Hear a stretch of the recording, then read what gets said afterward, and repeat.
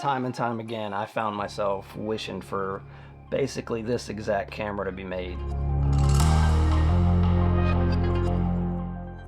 As soon as I got the word this was coming, I was like, fine, here, just take it. Take my $25. Okay, where do I pre-order? This is exactly what I want. All right, that's not entirely accurate. First, I attempted to do a cartwheel, which resulted in me scraping my knee and then having to replace my wife's now broken lamp.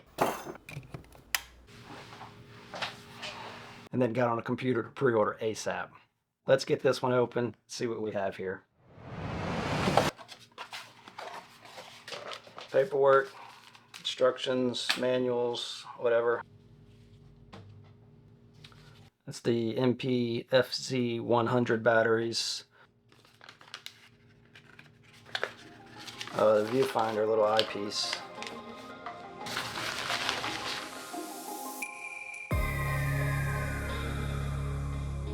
Very nice, very nice, very nice. Good feel to it, good weight. It's got a little different button layout. There's less programmable C buttons on it. Really, really like this beefed up grip area. This is one of the main reasons that I wanted one of the bigger cameras. I was actually about to buy I like the APS-C Sony line of cameras. Every time I go out or do anything like that, I like to shoot photos. I like to shoot videos. You know, I don't always know which one I want to do, but I usually end up doing a little bit of both. So that's exactly what I wanted. And I didn't really have that to the degree that I wanted in a camera. I had my ZV-E10, which is fine, but it's not the best layout for shooting, you know, quickly as a hybrid shooter. A6400 takes great photos. I mean, don't get me wrong, the ZV-E10 takes great photos, takes great videos, but it's not set up the way that I would like to have it set up, if that makes any sense. The A6400, kind of the same thing, a little different though. It takes great photos, really set up more as a photography camera, and it does great with that. It also takes good videos, but it's a little bit of a pain trying to shoot with both of them on that, because you don't have your own separate FN menus, you know. So if you're trying to shoot log footage for it, you know, and then you want to switch over to photos, then your log profile is still on there, it's kind of a pain. What I found myself doing is I would always end up bringing two cameras, you know. It was kind of a pain. I would have my ZV-10, I'd set that up for video, and I'd have my A6400 set up for photos. And it was okay. I mean, the cameras are small, they're lightweight, they're very compact, and they worked great for that, but I was really had this desire for a nice hybrid type of camera, and so I had my eye on the A7 IV, and I was going to get into the full frame line from Sony, but I was like, man, but I didn't have any full frame lenses. You know, I know I could use my APS-C lenses and put it in a crop mode on there, and the A7 IV really kind of had the features and the specs on what I was, you know, looking for in a hybrid camera. So I was debating on going with that, you know, and I was like, you know what, I'm just going to wait a little bit longer. I was going to get the A6600. In my mind, I had this perfect setup of an APS-C Sony camera that I wanted with certain specs, things like that. And I had been thinking about that for quite some time. And when I was finally ready to make a decision to move into a little something better, like I was saying, the A7 IV, that's when they announced this baby, and I was so happy about it, you know. And so now here it is. Take a little closer look at it.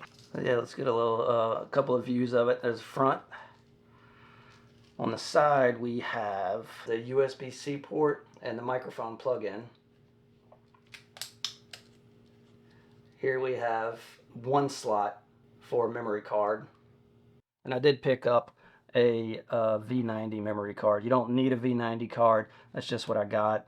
It was on sale. Had a good deal for it, you know. You'd probably be fine with a V60. You can even use a V30. You'll be a little more limited, but that may not matter to you. I'm not going to go into detail on that in this video. But anyway, I picked up a V90 card, 128 gig, I think is a good range of memory on there.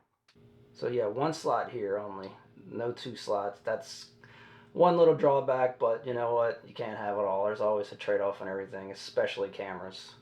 And on the bottom section, we have a micro HDMI or mini HDMI out and a headphone in jack. So yeah, that's good for monitoring audio if you need to. Take a look at a couple common APS-C lenses and see how they fit and how the balance is with them. Sony 35mm 1.8.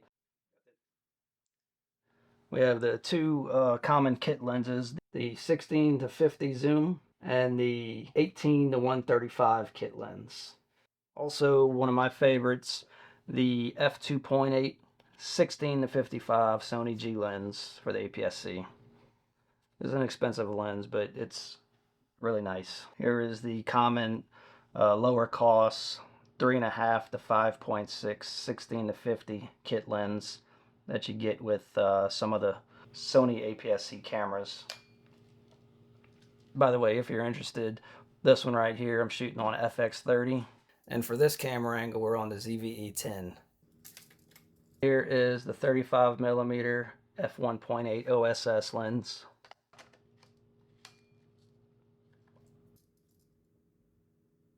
I always did like how this lens was so small.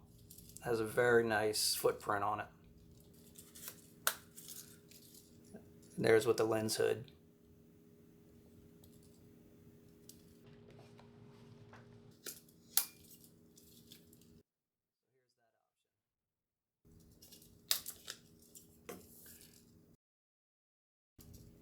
Not a bad size, just about perfect with this body.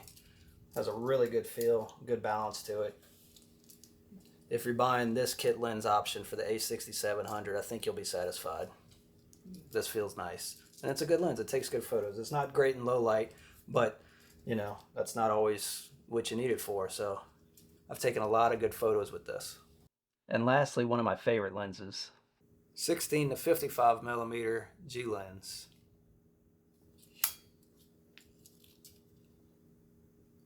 Very nice. This is the largest lens out of the ones that I've shown just now. With the weight of the larger battery and the grip of the A6700, it actually feels quite nice. I like that.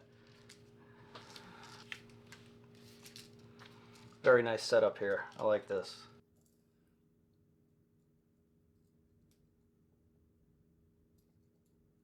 Here's a quick look at the button layout on the A6700 and the locations of the programmable C buttons.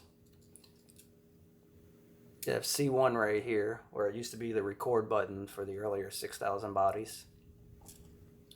You have the record button up here, I'm sure that'll be programmable. You have a C2, on and off switch. Also, you have a new front dial. That is very appreciated. Yeah, this thing's a beauty though. Let's throw it on the platter and get some close-ups.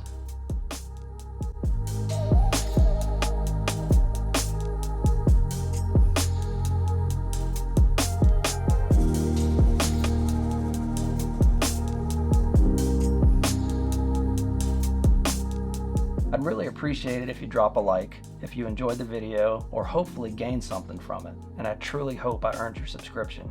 Thanks for watching, enjoy life, and I'll see you on the next one.